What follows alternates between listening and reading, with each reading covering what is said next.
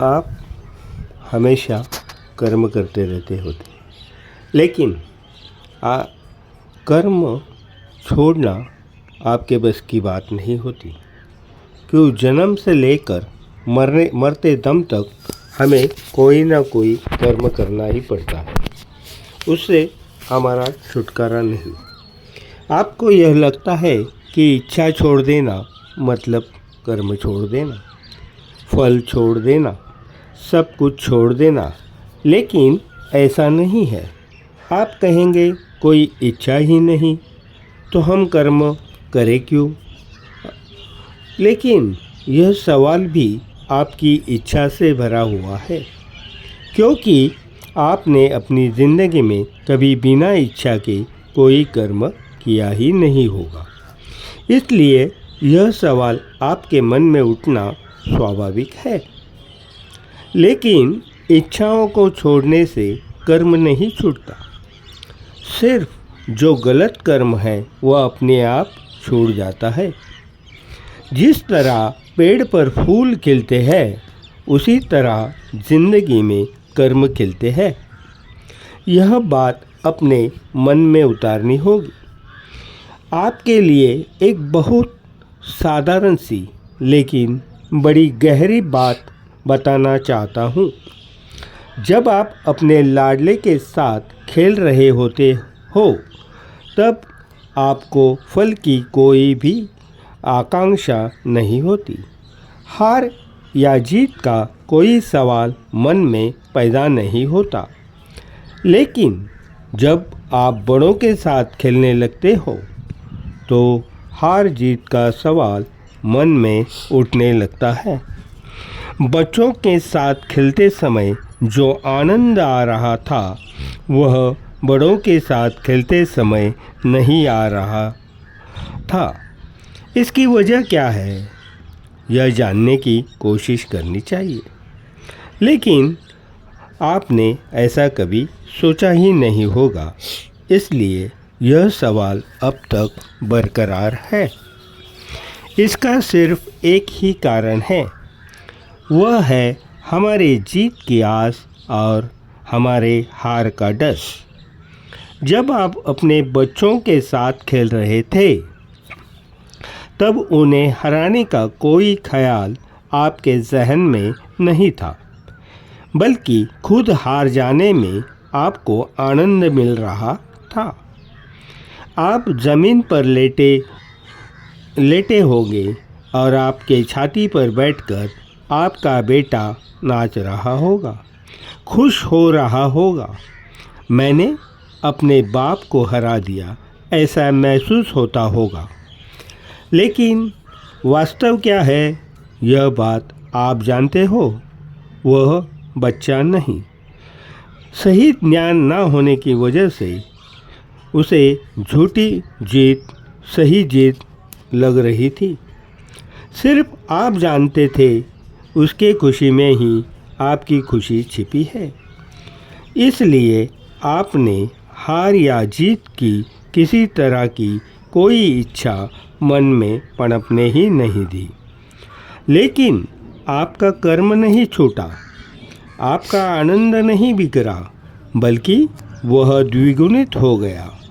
यही बात अगर आप अपने जीवन में उतारने में कामयाब हो गए, तो आपकी ज़िंदगी भी खुशियों और आनंदों से भर जाएगी।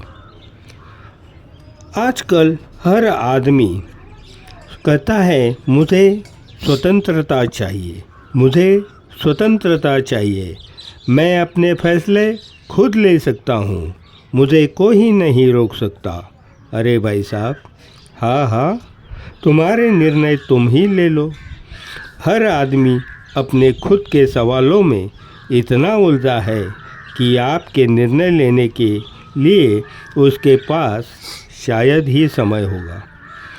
आप एक बात हमेशा याद रखना कि स्वतंत्रता में बड़ा खतरा होता है, क्योंकि आप अगर गलत निर्णय ले लेते हो तो उसकी सारी जिम्मेदारी भी आपको ही उठानी पड़ती है। आप किसी और को कसूरवार नहीं बता सकते, क्योंकि यह बहुत लोगों की आदत होती है। आप स्वतंत्र हैं। आप स्वतंत्र है, इसका मतलब आपके पास दोनों दिशाएं उपलब्ध है। बुरा और भला करने को कौन सा रास्ता किस दिशा में जाता है, उसका सही ज्ञान होना बेहद ज़रूरी है। इसका अगर आपको ज्ञान न होगा तो आपकी स्वतंत्रता आपको खाई में डाल सकती है। आप स्वयं ही आपके शत्रु हो सकते हो। यह सारा आपके सोच पर निर्भर होता है। जिससे हमें दुख होता है, हम उसे अपना मित्र नहीं कहते, और अपनी स्वतंत्रता के कारण, अहंकार के कारण आपने गलत निर्णय ले लिया और दुख के बीज बो दिए, तो आप खुद ही अपने शत्रु हो जाते हो। बीज बोने में और फसल काटने में काफ़ी वक्त लगता है। आपको यह याद नहीं रहता कि आपने दुख के बीज बोए थे और उसकी ही फसल आपको काटनी है।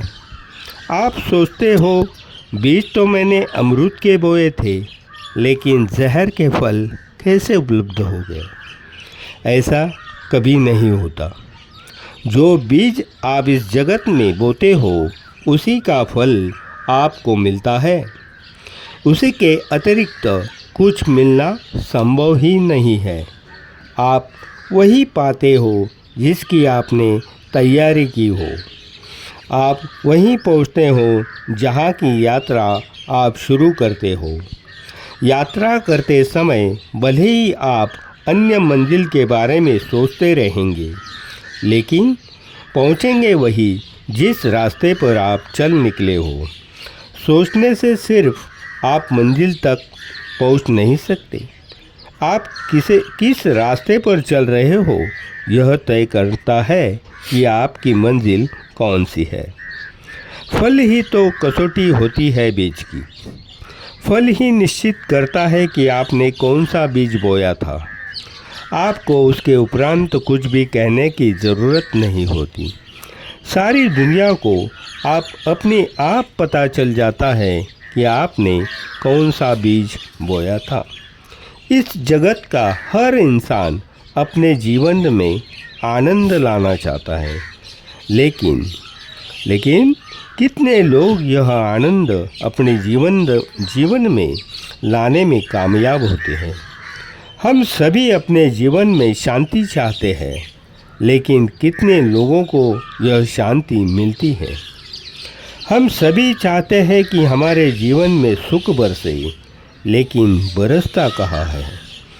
हमें इस बात से यह सबक लेना चाहिए कि हमारे सिर्फ चाहत से हमको फल मिलने वाला नहीं है। उसके लिए हमें ज़मीन की खुदाई करनी पड़ेगी। फिर उसमें हम जो चाहते हैं वो बीज बोना पड़ेगा, उसकी देखभाल करनी पड़ेगी, उसे सिंचना पड़ेगा, वरना सब कुछ व्यर्थ हो जाएगा। सुख के बीज को नष्ट करना बहुत आसान है, लेकिन दुख के विराट वृक्ष को नष्ट करना काफ़ी मुश्किल होता है। जन्म जन्म का अनुभव यही कहता है, जो भी सुख देने आया वह दुख के अतिरिक्त कुछ नहीं दे सका। सुख के आस से बचने का सामर्थ्य ही दुख से बचने की पात्रता होती है। सबसे पहले आपको स्वयं को जीतना होगा, अन्यथा हमारी कमज़ोरी तो पहले से ही जाहिर है। जिसने स्वयं को जाना है, स्वयं को जीत लिया है, जिसने आत्म विजय प्राप्त कर ली होगी, वही आदमी खुद पर पूरा भरोसा कर सकता है। आप कहते हो मेरे घर में बहुत खजाना है, और जब आपसे कोई पूछता है कि कहाँ पर है, हमने तो कभी नहीं देखा, तो क्या तुम्हें पता है कि खजाना कहाँ पर है? तो आपका जवाब होता है, यह तो मुझे भी पता नहीं मगर है। मुझे भी पता नहीं मगर है। तो आपके घर में खजाना ना होने के बराबर है ही है। एक आदमी बड़ा हड़बड़ा हुआ दिखाई दे रहा था। सड़क के किनारे खड़े होकर वह अपनी सारी जेबें टटोल रहा था। उसकी वह हड़बड़ाहट देखकर कुछ लोग उसके पास इकट्ठा हो गए। वह आदमी कभी इस जेब में कभी उस जेब में हाथ डालता और निकालता था। यह देखकर इकट्ठा हुए लोगों में से किसी एक ने उससे पूछा कि आप कई बार अपनी जेब तलाश कर चुके हो और फिर भी बड़े परेशान दिखाई दे रहे हो। आपको पसीना छूट रहा है, मामला क्या है, हमें तो बताओ। उस परेशान आदमी ने जमाव से कहा, मेरा बटुआ खो गया है। मैंने सारी जेबें देख ली, सिर्फ एक को छोड़कर। उसका जवाब सुनकर लोग बड़े अचंभित हुए। दिल में कहने लगे, कैसा पागल है। फिर लोगों ने परेशान आदमी से कहा, अरे उसे भी तो देख लो। उसने जवाब दिया, मुझे बड़ा डर लग रहा है। अगर मैं उसे भी देख लूं और उसमें भी ना हुआ तो इसलिए उसको छोड़कर बाकी सब जेबें मैं टटोल रहा हूँ। दुनिया के बहुत से आदमी का यही हाल है। वह हमेशा किसी अनजान डर को अपने दिल में बसाए हुए जीते हैं और जो करना चाहिए वह करने की हिम्मत नहीं जुटा पाते, बिना वजह परेशान रहते हैं। इसलिए आप पहले अपना सही रास्ता चुन लें, फिर उस पर मार्गक्रमण करें तो आपकी परेशानी अपने आप दूर हो जाएगी। आपको सुख, शांति और आनंद ज़रूर मिलेगा।